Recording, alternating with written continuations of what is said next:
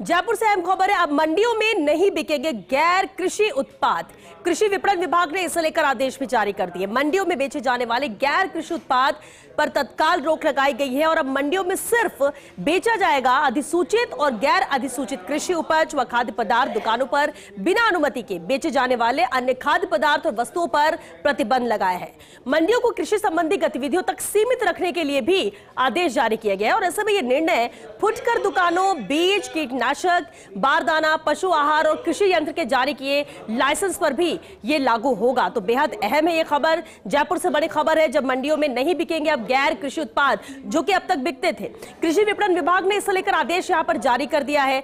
जब मंडियों में बेचे जाने वाले गैर कृषि उत्पाद पर तत्काल रोक लगाई गई है और अब मंडियों में सिर्फ अधिसूचित और गैर अधिसूचित कृषि उपज व खाद्य पदार्थ, दुकानों पर बिना अनुमति के बेचे जाने वाले अन्य खाद्य पदार्थ और वस्तुओं पर भी प्रतिबंध लगाया गया है। मंडियों को कृषि संबंधी गतिविधियों तक सीमित रखने के लिए भी आदेश जारी किए गए और ऐसे में यह निर्णय फुटकर दुकानों, बीज, कीटनाशक, बारदाना, पशु आहार और कृषि यंत्र के जारी किए लाइसेंस पर भी ये लागू होगा।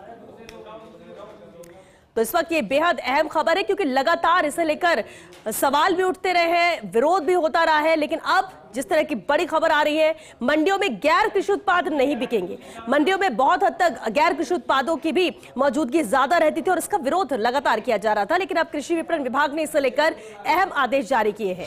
मंडियों में बेचे जाने वाले गैर कृषि उत्पाद पर तत्काल रोक लगाई गई है और अब मंडियों में सिर्फ अधिसूचित और गैर अधिसूचित कृषि उपज व खाद्य पदार्थ ही बेचा जाएगा।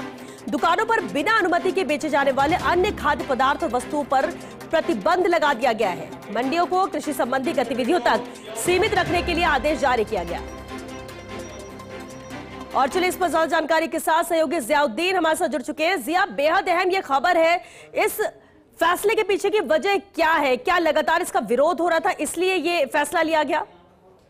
नहीं, देखिएगा श्वेता, इसके पीछे वजह यह है कि जो कृषि उपज मंडी जो बनाई गई थी उनका मेन मकसद ये था कि बेहतर तरीके से जो कृषि से जुड़ी हुई जो चीजें हैं उसी के अंदर उनकी वहां पे खरीद फरोख्त हो, व्यापार किया जाए ताकि किसानों को और व्यापारियों की दोनों के लिए इसके अंदर रहेगा। लेकिन ऐसा देखने में आया था जो तमाम दुकानें थी कृषि मंडियों के अंदर, जो अधिसूचित और गैर अधिसूचित जो सूची थी जिसके लिए अनुमति दी गई थी वहां पे व्यापार करने की, उसको हटकर कई ऐसी खाद्य पदार्थ और अन्य वस्तुएं बेची जा रही थी जो कि वो नियम में नहीं थी, ना ही किसी तरह से उनको परमिशन मिली हुई थी। ऐसे के अंदर वहां पे व्यापार प्रभावित हो रहा था और साथ ही जो दूसरे जो व्यापारी थे उनका भी व्यापार प्रभावित हो रहा था, क्योंकि इसके अंदर ये निर्णय इस वजह से लिया गया है कि ताकि मंडियों के अंदर एक माहौल बन सके जिसमें सिर्फ कृषि उत्पाद के अंदर काम में आने वाली चीजें ही वहां पे बेची जा सके। इसको लेकर ये सरकार की तरफ से, कृषि विपणन बोर्ड की तरफ से आदेश जारी किया गया और उसको तत्काल प्रभाव से लागू भी कर दिया गया, क्योंकि अब गैर अधिसूचित और अधिसूचित जितने भी जो कृषि उत्पाद हैं और ये अन्य वस्तुएं हैं जिनका पहचान होगा उसके ऊपर यूजर चार्ज लगाया जाएगा और इस यूजर चार्ज को लेकर ही जो व्यापारी हैं उनके अंदर विरोध है।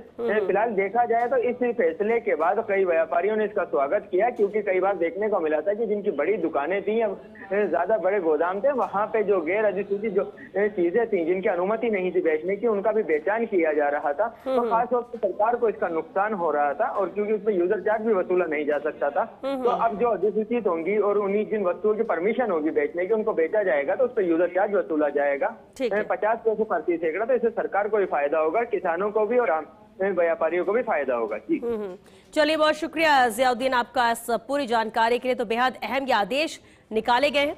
गैर कृषि उत्पाद अब मंडियों में नहीं बेचे जाएंगे, इस पर प्रतिबंध लगा दिया गया है।